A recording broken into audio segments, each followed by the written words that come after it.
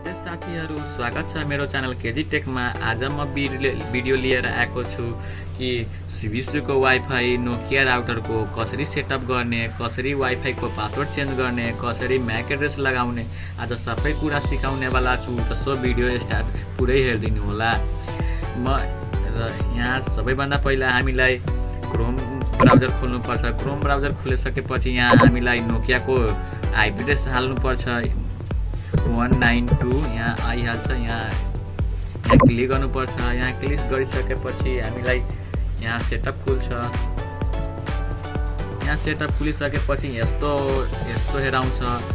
सबभन्दा पहिलो यो सेटअप खुलिसकेपछि हामीलाई सिक्युरिटीमा जानुपर्छ म्याक एड्रेस लगाउनको लागि।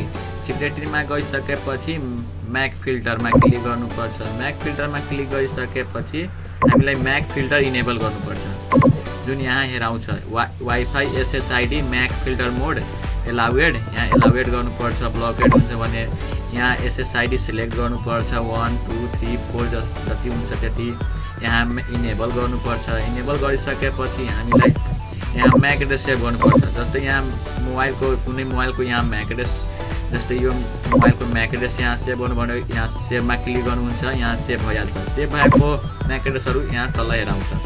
मानौ कि कुनै म्याक एड्रेस मलाई डिलिट गर्नु छ भने यहाँ डिलिट बटनमा क्लिक गर्छौ, डिलिट भइहाल्छ। यहाँ डिलिट भइहाल्छ। त्यति भइसक्यो। अब हामीले पासवर्ड कसरी चेन्ज गर्ने, पासवर्ड चेन्ज गर्ने कसरी, सबैभन्दा पहिला नेटवर्कमा क्लिक गर्ने। नेटवर्कमा क्लिक गरिसकेपछि वायरलेस 2.4 GSZ मा जानुपर्छ। यहाँ क्लिक गर्ने। यहाँ क्लिक गरेपछि हामीलाई तल जानुपर्छ। यहाँ माउसको कर्नरले तल ल्याउनु पर्छ। यहाँ मेरोमा म्याक एड्रेस लागेको छ, त्यसैले मैले डिसेबल गरिसकेको छु। यहाँ हामीले यहाँ ओपन WPA 2 पर्सनलमा क्लिक गर्नुपर्छ। त्यो क्लिक गरिसकेपछि यहाँ पासवर्ड हेराउँछ। अब यहाँ मेरो पासवर्ड यो छ। अब यहाँ पासवर्ड चेन्ज गर्नुपर्ने पर्यो भने यहाँ जुन पासवर्ड राख्नु छ यहाँ क्लिक हाल्नुपर्छ। यो हालिसकेपछि हामीलाई यहाँ सेभ गरिदिनुपर्छ। यहाँ सेभ गरिसकेपछि हाम्रो पासवर्ड चेन्ज भइहाल्छ। अब म त्यसलाई ओपन छ भने त्यसलाई त्यो ओपन गरिदिनु पर्यो, किनकि मैले म्याक एड्रेस हालेको छु। मैले ओपन गरिसकेँ। म्याक एड्रेस हालिसकेपछि ओपन नै राख्नु राम्रो हुन्छ। कसैले पासवर्ड पनि थाहा हुँदैन। त्यो गरेर लाग्छ कि यो ओपन नै छ। अब हामीलाई मान्नु कि हामीलाई त्यो राउटरको रिबुट गर्नु पर्यो, राउटरलाई रिबुट गर्नु पर्यो, कति स्पिड दिइरहेछ त्यो हेर्नु पर्यो।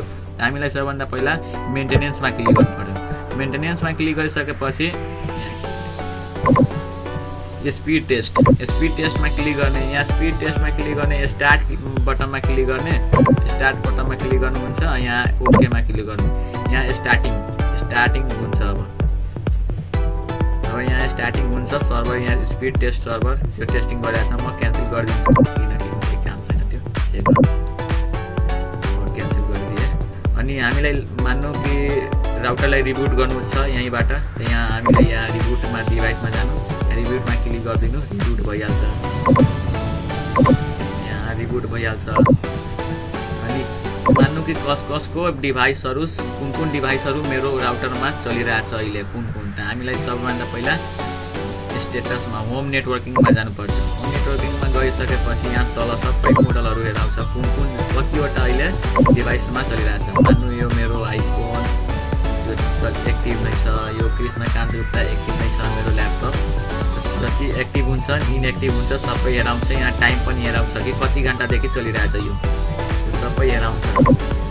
अनि कुन डेटमा चलिरहेछ सबै हेराउँछ।